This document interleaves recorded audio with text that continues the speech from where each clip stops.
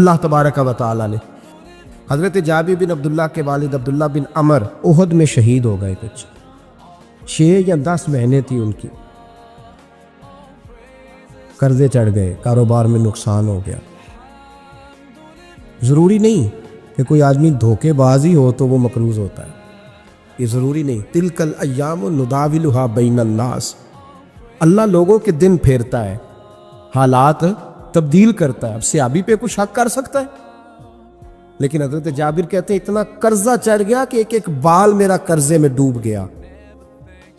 قرضے بڑے دینے تھے، مقروض آتے، تنگ کرتے۔ خود نبی کریم علیہ السلام نے فرمایا ہے کہ جو مقروض ہوتا ہے وہ قیدی ہوتا ہے، جب تک قرض دے نہیں لیتا اتنی دیر تک وہ آزاد نہیں ہوتا۔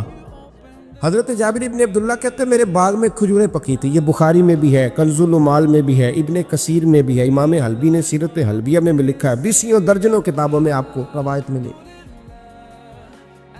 فرمانے لگے کھجوریں جب میری پک کے تیار ہو رہی تھی تو مقروض جب پیسے لینے آتے تو میں کہتا قرضے یہ کھجوریں پکتی ہیں تو دیتا ہوں۔ یہ ہم پنجاب کے لوگ کیا کہا کرتے تھے، ہاڑی سونی جی، یہاں چاول کی فصل پہ، یہاں گندم کے، ہم نے تو کپڑے لیے ہوتے تھے ادھار دکانوں سے کہ فصل پکتی ہے تو پھر دے دیتے ہیں، کہ کھجوریں پکتی ہیں تو دیتا ہوں۔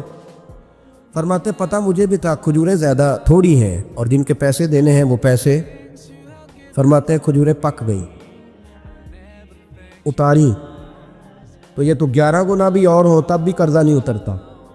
کہتے ہیں میں نے دوستوں سے، یاروں سے، رشتہ داروں سے، وہ جو کہتے ہیں نہیں کوئی حکم ہوا تو بتانا، پھر جس دن بندہ حکم بتاتا ہے اس دن کہتے ہیں آج سویرے ہی بچہ پیسے لے گیا، یہ تو 2 گھنٹے پہلے بتاتا تو تیرا کام، ہنس رہے ہیں آپ بیچ بیچ میں سے، 2 گھنٹے بس لیٹ ہیں آپ، بلکہ کہیں تو پونے گھنٹے کا ٹائم دیتے ہیں، کہتے ہیں پونا گھنٹہ پہلے تو آ جاتا تو تیرا کام بس، اور جب بھی آپ فون کرو اس سے اگلی دفعہ کریں تو پھر شاید آدھے گھنٹے کا ٹائم دے دیں کہ آدھا گھنٹہ ہو گیا تو لیٹ ہو گیا، ورنہ کام بالکل تیار تھا۔ اور ہمارے زمانے میں تو دوستی قائم رکھنی ہے تو صرف اس سے رہ سکتی ہے جسے آپ کام نہ بتائیں، حالانکہ اس دوست کا کیا مطلب، دنیا تے جو کام نہ آیا اوکھے سوکھے ویلے، اس بے فیضے سنگی کولوں بہتر یار اکیلے، کیا مطلب ہے؟ کام بتایا تو رفو چکر ہو گیا۔